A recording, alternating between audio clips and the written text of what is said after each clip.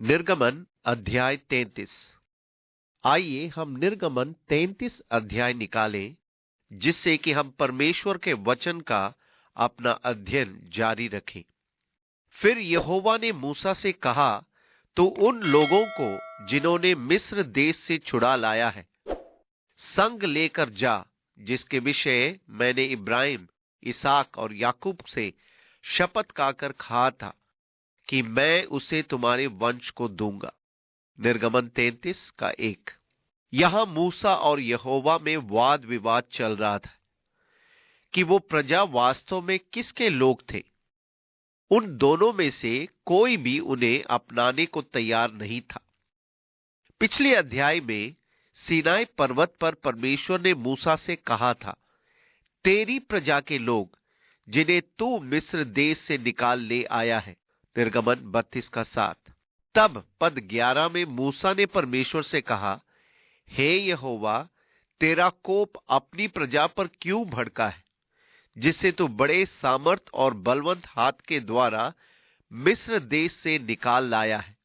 निर्गमन 32 का 11।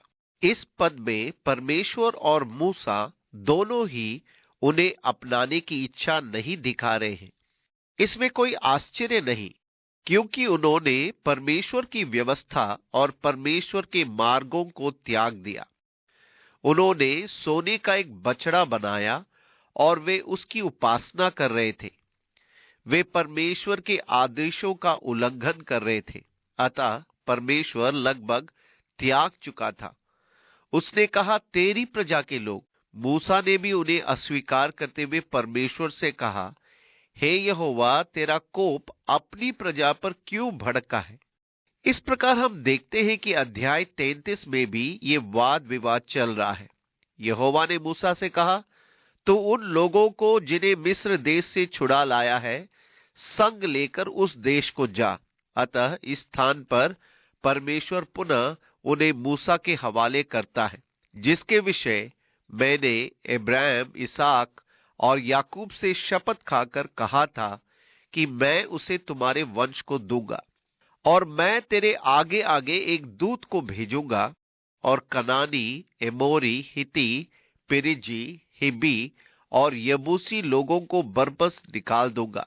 तुम लोग उस देश को जाओ जिसमें दूध और मधु की धारा बहती है, परंतु तुम हठीले हो, इस कारण मैं तुम्हारे बीच में होके न चलूंगा।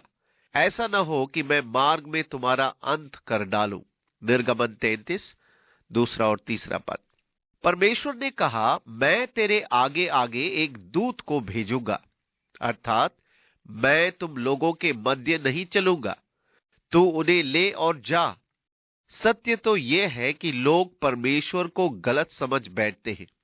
वे इस पद को प्रायः परमेश्वर की कठोरता मानते हैं, परंतु ये वास्तव में परमेश्वर का अनुग्रह है। उनके साथ ना जाने के कारण हम देखेंगे।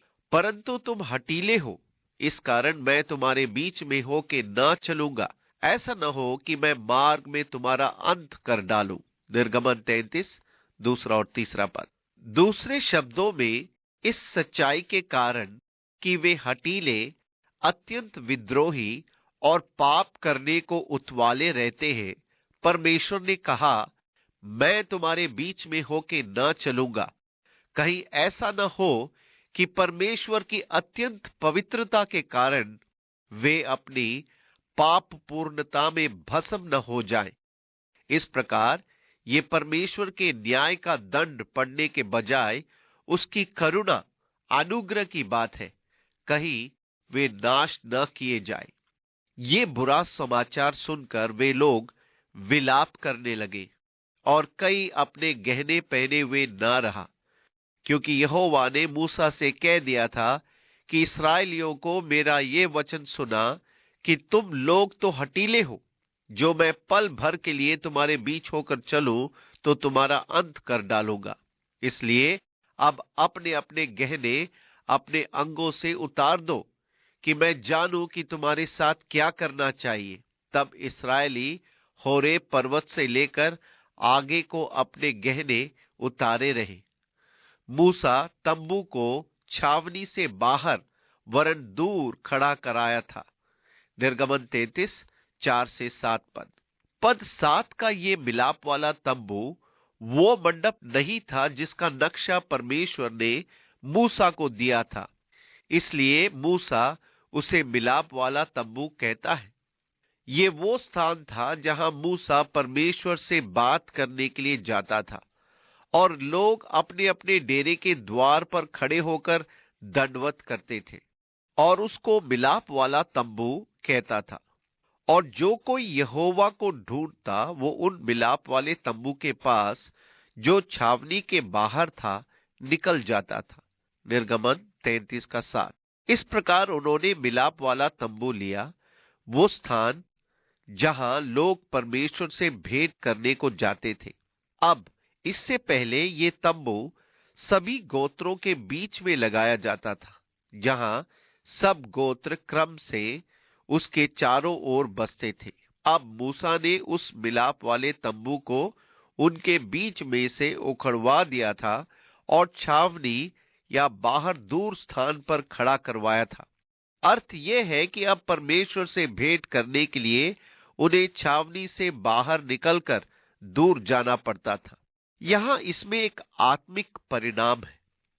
यीशु को यरूशलेम नगर से बाहर क्रूस पर चढ़ाया गया था, अर्थात लोगों को परमेश्वर से भेंट करने के लिए यहूदी व्यवस्था से बाहर निकलकर मसीह यीशु के द्वारा परमेश्वर से भेंट करना होगा। अब यहूदी व्यवस्था परमेश्वर तक पहुंचने का मार्ग नहीं था। अब क्योंकि मनुष्य पुरानी व्यवस्था का पालन नहीं कर पाया था, इसलिए वो रद्द की जाती थी और एक नई वाचा स्थापित की गई है जो यहूदी विधि विधान से हटकर है। इसका अर्थ ये हुआ कि परमेश्वर से भेंट करने के लिए बाहर निकल आना आवश्यक है। एक यहूदी के लिए आवश्यक है कि वो परमेश्वर से मिलने के लिए यहूदी विधि विधान से बाहर निकल आए। अब परमेश्वर से संबंध बनाना हर एक मनुष्य के लिए उपलब्ध है, किसी में कोई अंतर नहीं है, क्योंकि सब ने पाप किया है और परमेश्वर की महिमा से रहित है। हम सबको मसीह यीशु के द्वारा परमेश्वर के पास आना है और वो वास्तव में इस्राएल की छावनी से बाहर है। और जब जब मूसा तंबू के पास जाता, तब तब सब लोग उठकर अपने अपने डेरे के द्वार पर खड़े हो जाते और जब तक मूसा उस तंबू में प्रवेश न करता था, तब तक उसकी ओर ताकते रहते थे।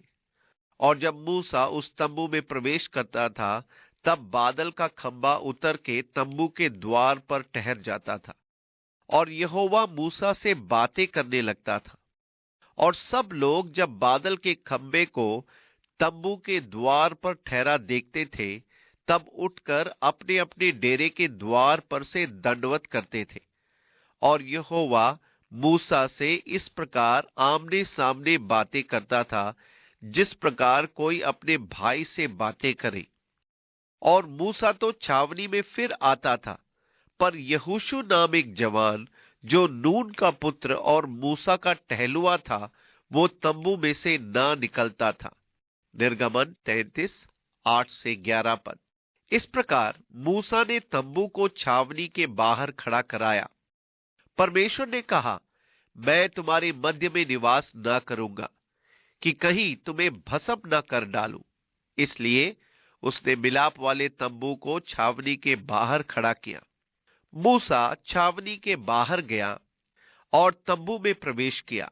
उस समय सारे इस्राएली अपने अपने तंबू से बाहर खड़े थे और उन्होंने देखा कि वो बादल का खंबा मिलाप के तंबू के द्वार पर उतर आया था, जो उनकी अगुवाई करता और तंबू के द्वार पर आ जाता था। ये परमेश्वर की उपस्थिति थी जो मूसा के साथ उसके उपस्थित होने का प्रतीक था। जब उन्होंने ये दृश्य देखा तो वे अपने अपने द्वार पर दंडवत करने लगे।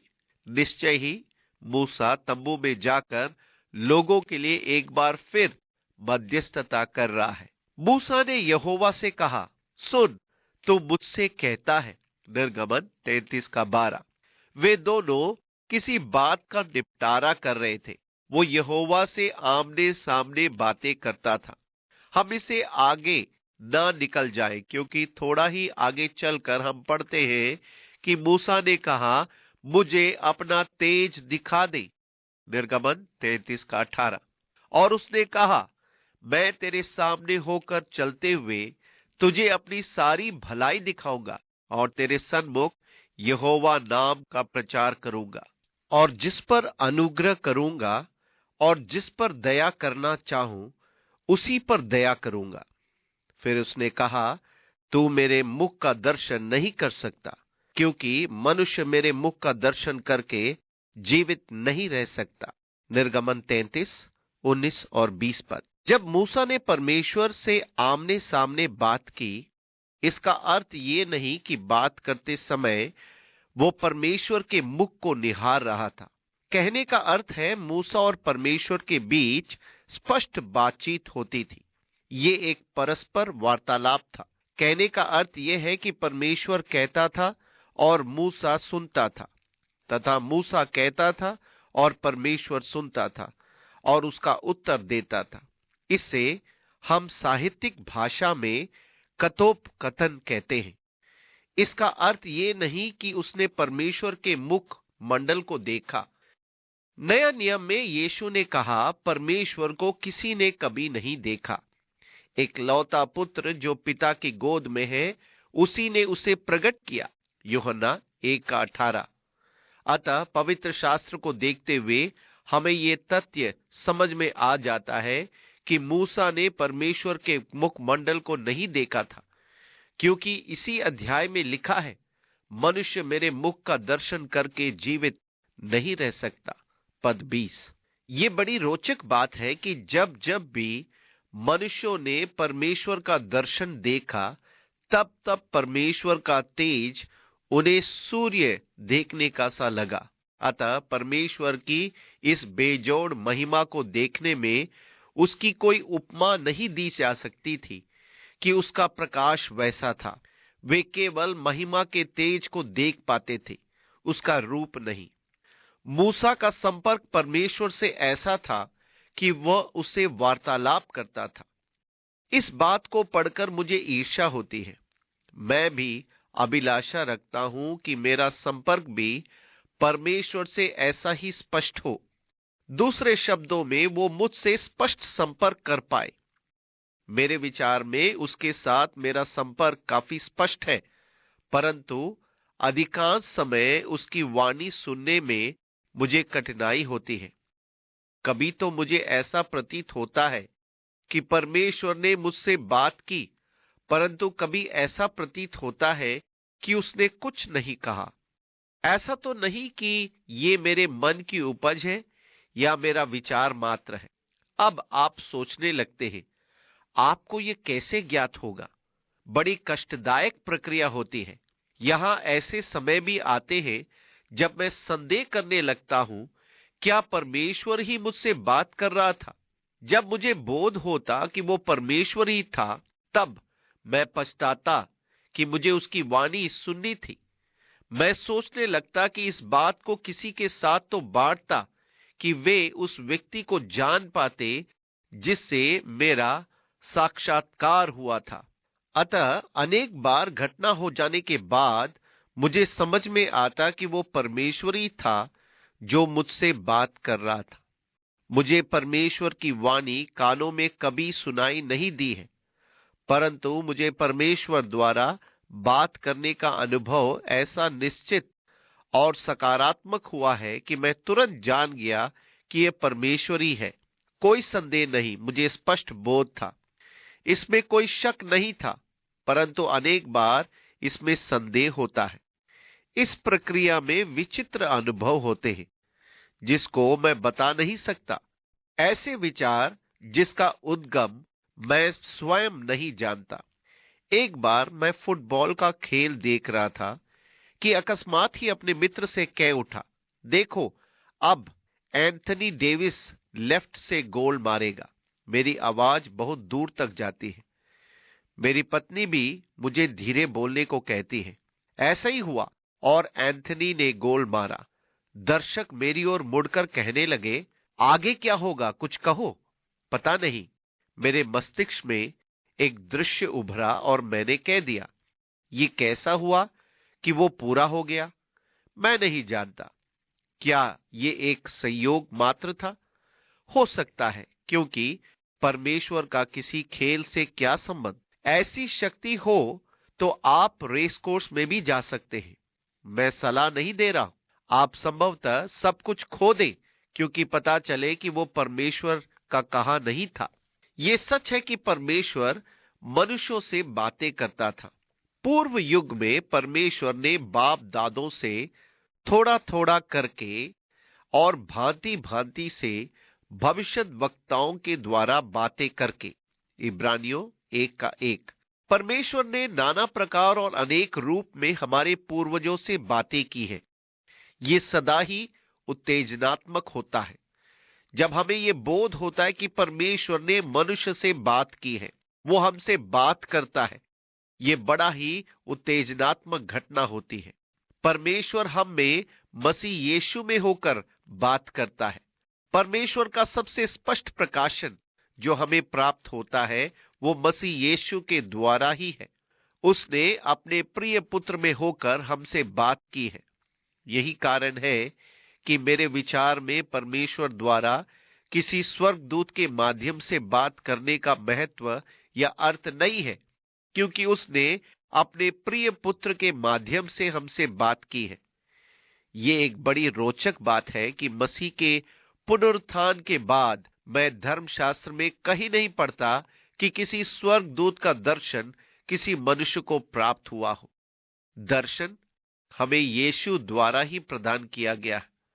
निस्संदेह स्वर्गदूत ने जहाज में आकर पौलुस को दर्शन दिया और उसे भावी घटनाओं का प्रकाशन प्रदान किया, परंतु किसी धर्म शिक्षा का ज्ञान प्रदान नहीं किया था। कहने का अर्थ यह है कि मूसा को परमेश्वर से आमने सामने बात करने का अनुभव प्राप्त होता था। वो एक परस्पर वार्तालाप था जो बेजोड़ था। ऐसा व्यक्तिगत अनुभव किसी मनुष्य के पास नहीं है। इसके विषय में परमेश्वर आगे चलकर कहता है कि ये एक अनूठी बात थी। मूसा के समान परमेश्वर ने किसी से वार्तालाप नहीं किया।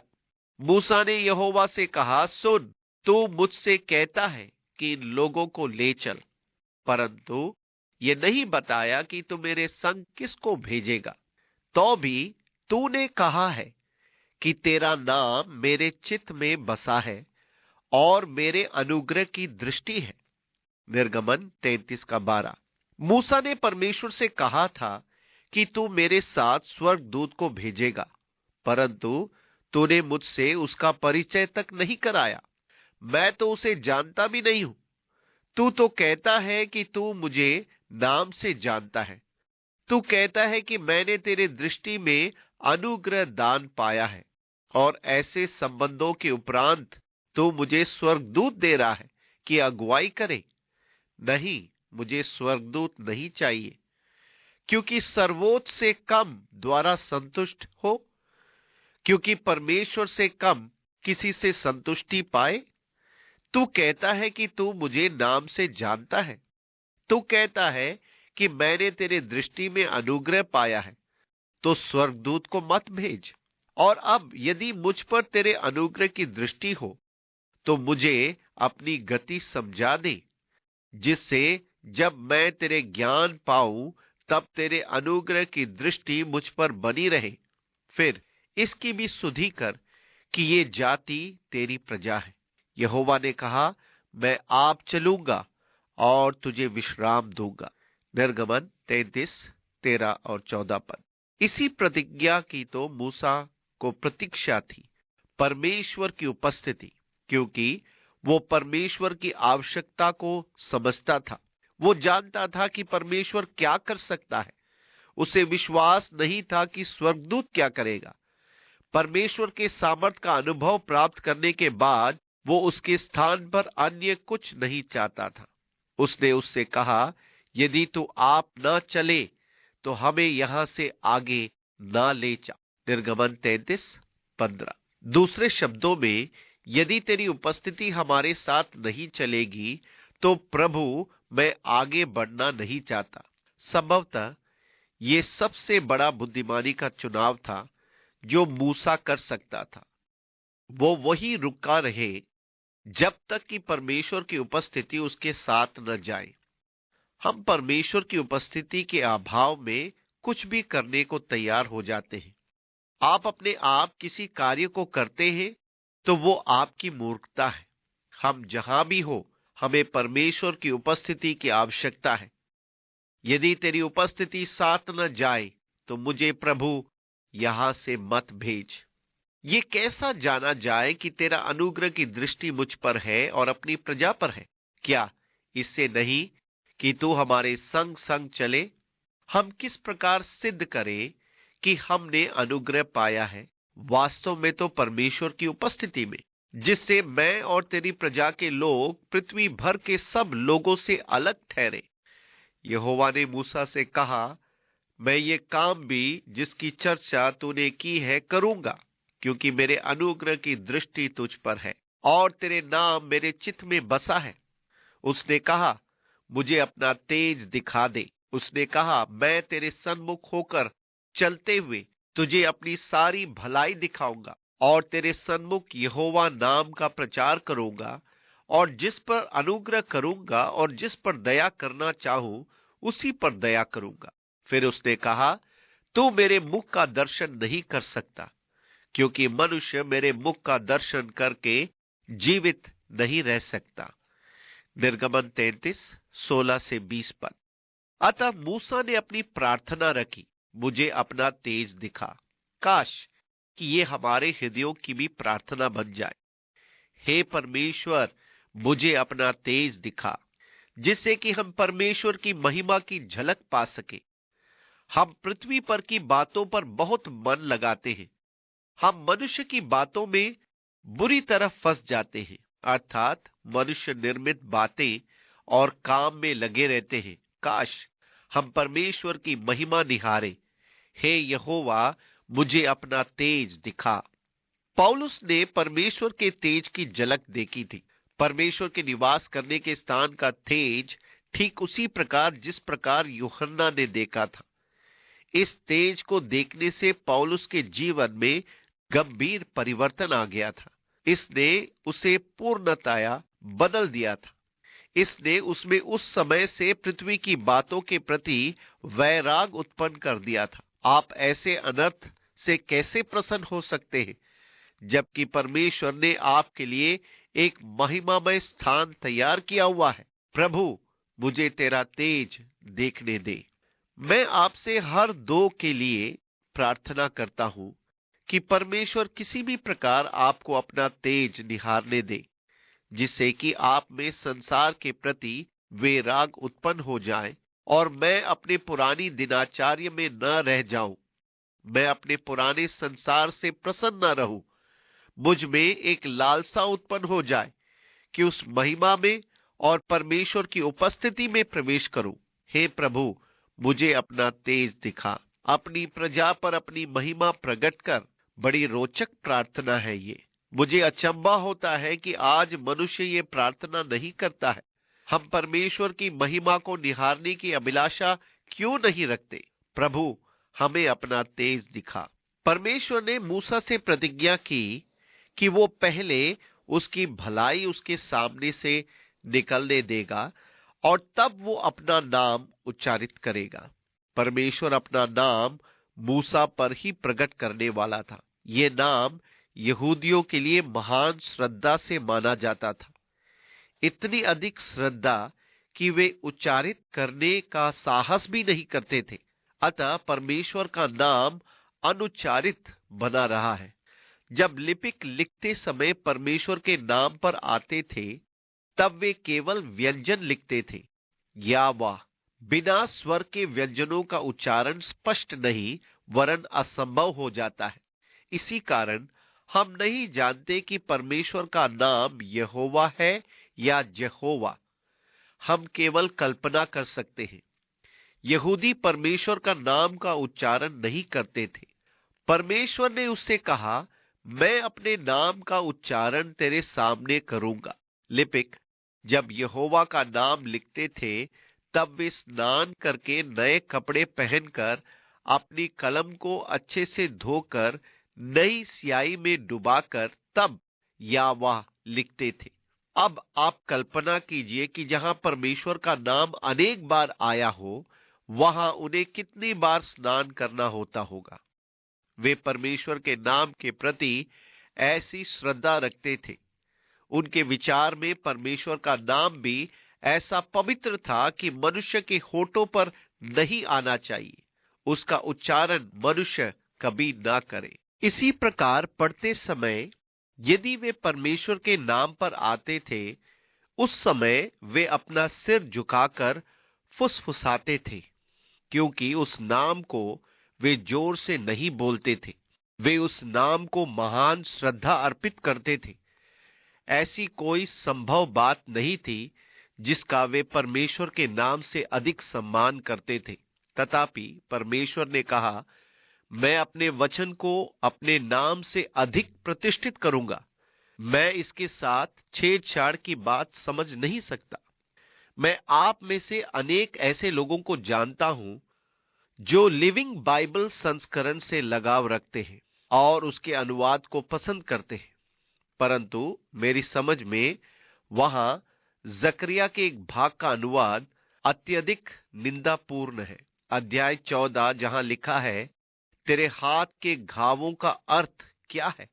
वो कहता है, ये घाव मैंने अपने मित्र के घर में पाए हैं। अध्याय 13 पद 6। लिविंग बाइबल में इसका अंग्रेजी अनुवाद इस प्रकार है, तेरी पीठ पर पड़े चिन्हों का अर्थ क्या है? वहां लिखा है, ये मैंने अपने मित्र के घर में लड़ते हुए पाए हैं। उसका तर्क यह है कि वो यीशु के बारे में नहीं है। इसका अभिप्राय क्या है? एक और पद पर ध्यान दे, सेनाओं का यहोवा की वाणी है, हे तलवार मेरे ठहरे हुए चरवाहे के विरुद्ध, अर्थात जो पुरुष मेरा स्वजाति है उसके विरुद्ध चल। तो उस चरवाहे को काट, तब भेड़ बकरियां तितर बितर हो जाएंगी और बच्चों पर मैं अपना हाथ बढ़ाऊंगा। जकरिया 13:7। ये पद यीशु ने उस समय कहा था जब उसे गतसमने के भाग में गिरफ्तार किया जाना था और उसके सब चेले उसे छोड़कर भाग गए थे। तब यीशु ने कहा था कि पवित्र शास्त्र पूरा हो सके, चरवाहे को मारो और भेड़ें तितर बितर हो जाएंगी। अब चूंकि ये संदर्भ मसीह को नहीं दर्शाता, इसलिए लिविंग बाइबल के लेखक ने स्वतंत्र रूप से अपना ही अनुवाद कर डाला। ओह, परमेश्वर के वचन के साथ छेड़छाड़ खानी करना मेरा साहस का काम नहीं, क्योंकि परमेश्वर अपने वचन का आदर अपने नाम के ऊपर करता है। परमेश्वर ने कहा, मैं तेरे सन्मुख यहोवा नाम का प्रचार करूंगा। वे कहते हैं केवल एक ही था जो वास्तव की परमेश्वर का नाम उच्चारण जानता था, और वो था महायाजक। वो इसे वर्ष में एक बार प्रायश्चित के दिन ही लेता था, जो कि सूर्य अस्त में आरंभ होता था। यौम किपुर प्रायश्चित के दिन, जब ये नरसिंगे फूके जा रहे हैं और लोग परमेश्वर का जय घोष जय जयकार कर रहे हैं, क्योंकि शब्द आया है, बकरा जंगल में लोप हो गया। इस हर्षोनाद जिसमें लोग जय जयकार कर रहे हैं, तब जय घोष करने वालों में याजक ही यहोवा का नाम पुकारता था, पर लोगों के स्वर इतने ऊंचे होते थे कि उस नाम को सुना नहीं जा सकता था। परमेश्वर ने घोषणा की, मैं अपने नाम की घोषणा करूंगा। परमेश्वर अपने नाम को बड़ी महिमा देता है, परंतु इससे भी बढ़कर अपने वचन को। तब परमेश्वर ने अपने अनुग्रह और दया की घोषणा मूसा से की। फिर यहोवा ने कहा, सुन, मेरे पास एक स्थान है, तू उस चट्टान पर खड़ा हो, और जब तक मेरा तेज तेरे सामने होके चलता रहे, तब तक मैं तुझे चट्टान के दरार में रखूंगा, और जब तक मैं तेरे सामने होकर ना निकल जाऊं, तब तक अपने हाथ से तुझे ढांपे रहूंगा। फिर मैं अपना हाथ उठा लूंगा, तब तू मेरी पीठ का तो दर्शन पाएगा, परंतु मेरे मुख का दर्शन नहीं मिलेगा। निर्गमन 33, 21 से 23 पद। मूसा की प्रार्थना, अपना तेज मुझे दिखा, और परमेश्वर की प्रतिज्ञाएं उसके तेज से पूरी होती हैं। परमेश्वर मूसा के निकट से निकला कि वो उसके तेज की बाहरी ओज देख पाए, परंतु उसके मुख का नहीं। उसने परमेश्वर के तेज की प्रति छाया भर देखी, अन्यथा वो भस्म हो जाता।